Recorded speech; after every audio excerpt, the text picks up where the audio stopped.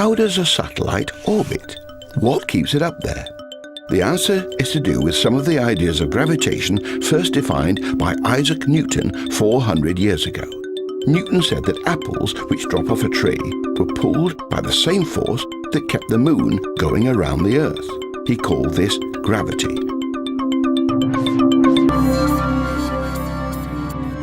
If you throw an apple into the air, gravity pulls it back to Earth.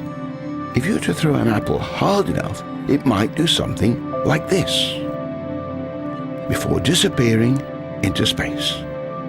If you didn't throw it quite as hard, it wouldn't fly off completely, but instead go into an elliptical movement. Gravity pulls it to the center of the Earth, but its momentum keeps it traveling around. If it's moving fast enough, the Earth's horizon falls beneath the object more quickly than it is pulled to the center, so it falls in a continuous ellipse around the Earth. And this continuous movement is called an orbit. Let's say now you were able to tweak this path with little adjuster rockets. You could nip and tuck that ellipse to being a nice, perfect circle. That would then be called a satellite in circular orbit.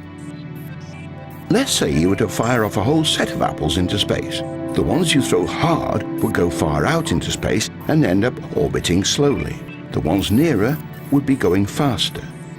If you got it just right and managed to throw an apple to around 36,000 kilometers above the equator, you would find an orbit where your apple is going around at exactly the same angular speed as the Earth is turning. This is known as a geostationary orbit.